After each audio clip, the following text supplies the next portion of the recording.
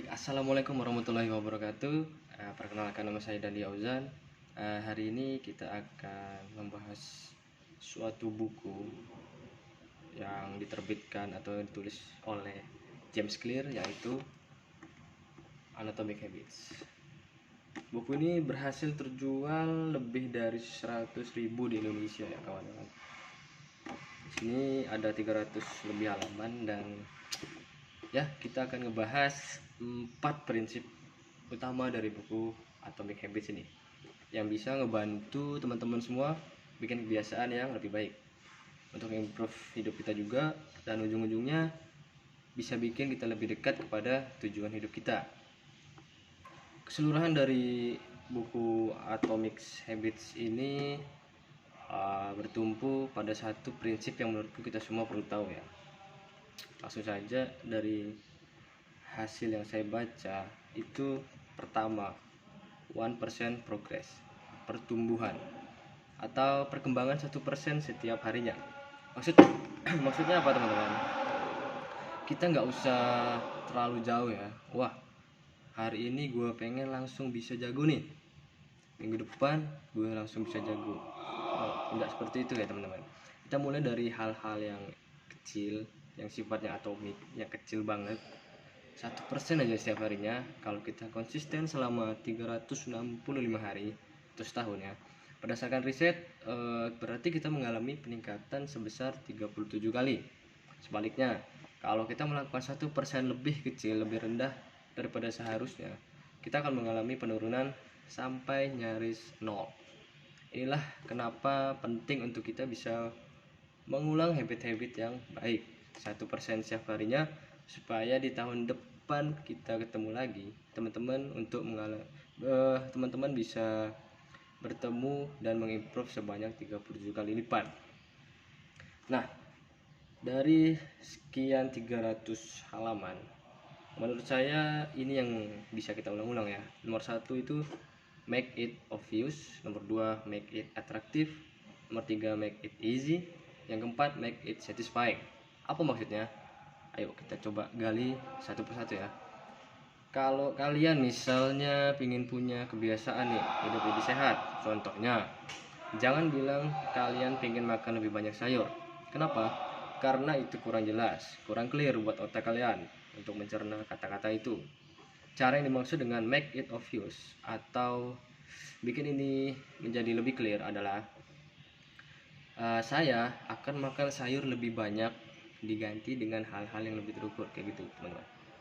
Saya ulang ya, saya akan makan sayur lebih banyak diganti dengan hal-hal yang lebih terukur, lebih spesifik.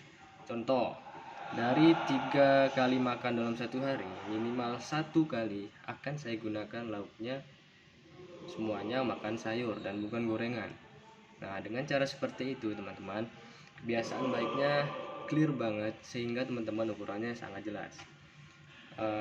Kalau kita nggak bisa membuat goal kebiasaan yang clear, yang terjadi adalah ya, makan 1 potong sayur aja kita anggap saya udah makan sayur gitu, atau saya udah deh gitu, gua makan sayurnya dalam bentuk jus aja, kan udah makan sayur, sama-sama sayur. Kalau kita cari alasan-alasan terus, kita akhirnya puas dengan hal-hal kecil. Makan sayur 1 piece saja sudah termasuk makan. Akhirnya teman-teman, dalam waktu seminggu 2 minggu kita nggak ngerasain dampaknya ke hidup kita. Dan karena kita nggak ngerasain dampaknya, kita jadi males-malesan kerjainnya. Nah, maka itu kita perlu make it obvious, terukur dan tercatat. Makanya teman-teman, saya ingin menyarankan buat teman-teman semua untuk track your habits ya. Catat kebiasaan-kebiasaan baik teman-teman dengan menggunakan apa? Paling simpel pakai sticky notes. Nah, saya punya cerita. Saya punya teman yang berat badannya turun lebih dari 10 kg dalam waktu 3 bulan. Apa yang dilakukan? Nah, ini teman. Dia mengambil sticky notes, dia tempel di kaca kamarnya, lalu setiap pagi dia menimbang berat badannya. Misalnya hari ini hari pertama dia menimbang berat badannya 75 kg misalnya. Lalu dia makan sehat dong. Nah, 1 kali sehari makan lauknya sayur semua. Dia timbang lagi besok. Maksudnya besok dia timbang lagi, besok pagi bangun tidur 75. naik jadi 75,2. Nah, ini apa yang dikatakan teman-teman, wah gua udah makan sayur tapi kok berat badan saya nambah katanya. Kenapa? Nah, ini memberikan alarm kepada pikirannya untuk, wah jangan-jangan kemarin saya makan daging, saya kemarin iya sih makan siangnya sayur, tapi makan malamnya balas dendam teman-teman, makan daging yang banyak gitu ya. Nah, dengan cara kita meng-track habits kita, ini akan ngebantu kita bikin kebiasaan-kebiasaan baru ini lebih sering dan lebih terulang. Nah, jadi teman-teman, make it obvious jadinya apa? Teman-teman pastikan kebiasaan baik kita ditulis, ada ukurannya, kapan kita ngerjain, berapa kali kita ngerjain, dan kita catat. Sehingga setiap hari kita tahu kita udah ngerjain atau belum. Oke. Oke teman-teman, yang kedua apa sih? Make it attractive. Simpel lagi nih. Kebiasaan baru kita harus dikawinkan, harus dicari irisannya dengan sesuatu yang kita juga suka kerjain, sehingga menjadi sesuatu yang bisa kita nikmati. Contoh, masih berhubungan dengan hidup sehat ya. Misalnya, survei membuktikan untuk orang supaya bisa tetap sehat minimal harus jalan 10.000 langkah setiap hari. Supaya nggak bosan, 10.000 langkah kita misalnya dalam bentuk lari pagi, jogging pagi, apa yang bisa kita kerjakan sambil kita lari pagi. Misalnya suka dengerin podcast, kita lari pagi sambil dengerin podcast menjadi sesuatu yang enjoyable. Nah, atau buat teman-teman yang berpasangan nih, yang sudah ada pacarnya nih, kita bisa loh pakai olahraga pagi, baik jalan pagi atau lari pagi bersama dengan pasangan, menjadi sesi quality time. Dengan cara begitu, habit baru yang mau kita bentuk, kita kawinkan dengan sesuatu yang kita suka, sehingga dalam menjalaninya ini menjadi sesuatu yang menyenangkan. Yang ketiga apa teman-teman? Make it easy. Maksudnya apa?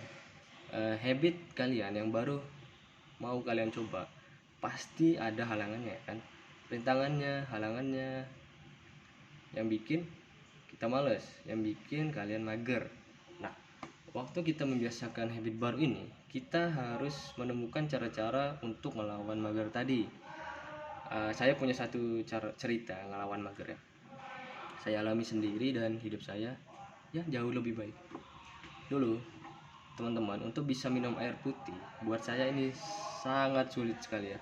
Bahkan ada masanya saya fokus saja kerja, fokus belajar, fokus bermain, udah 8 jam ya kira-kira, saya baru minum 2 gelas air, dan 2 gelas kecil pula.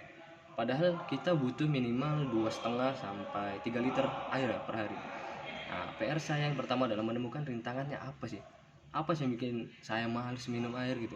Ternyata jarak dari tempat duduk saya ke dispenser itu satu. Yang kedua, ternyata gelas yang saya pakai itu ukurannya sangat kecil, sehingga saya baru minum sedikit udah habis. Terus males lagi mau isi ulang, mau refill.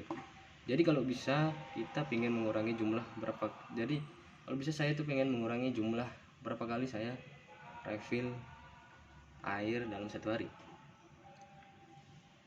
Nih saya punya cerita lagi teman-teman ya.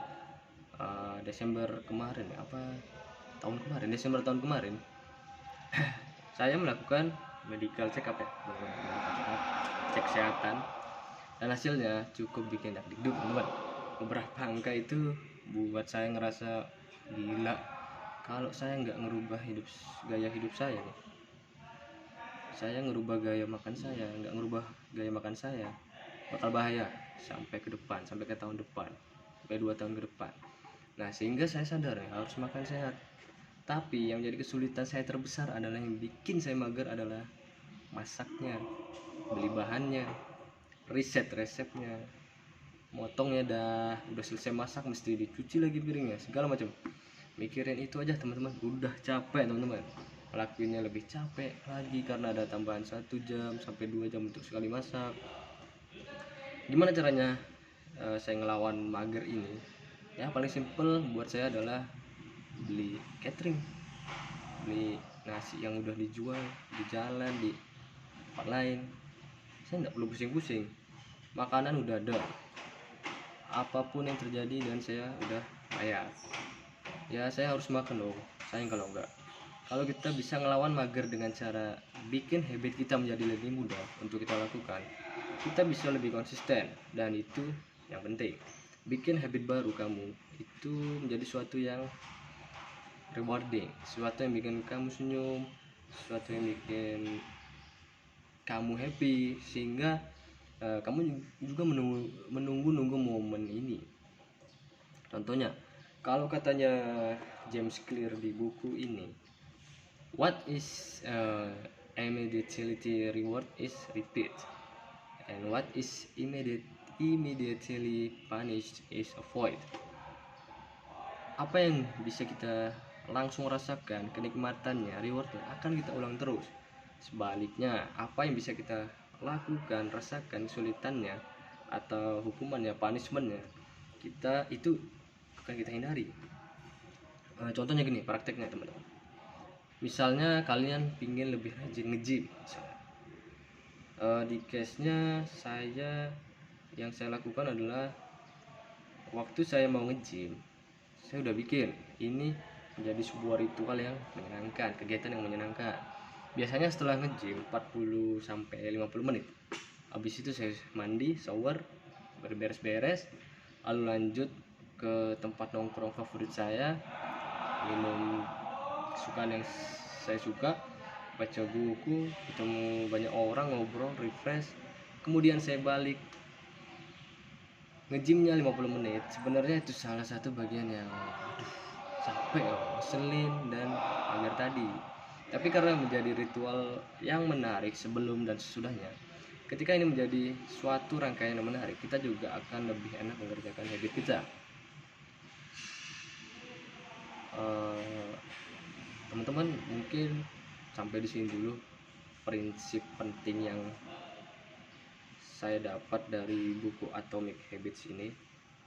Semoga teman-teman semua, apapun yang sedang kalian rencanakan, kebiasaan-kebiasaan baik yang sedang teman-teman coba untuk pupuk, bisa teman-teman lakukan selama 1 tahun ke depan, 2 tahun ke depan, sehingga waktu kita ketemu lagi, kita ngelihat video ini, video saya, kita udah 37 kali lebih baik daripada kita hari ini. Oke, sekian video kali ini. Kalau kalian ngerasa manfaat, bantu bagikan pada teman-teman juga yang mungkin membutuhkan. Oke teman-teman, thanks to teman-teman yang sudah nonton dengan seksama, sehingga kita bisa pakai untuk improve dalam bentuk gear atau tools yang lebih baik. Thank you teman-teman, saya Dandi, salam produktif.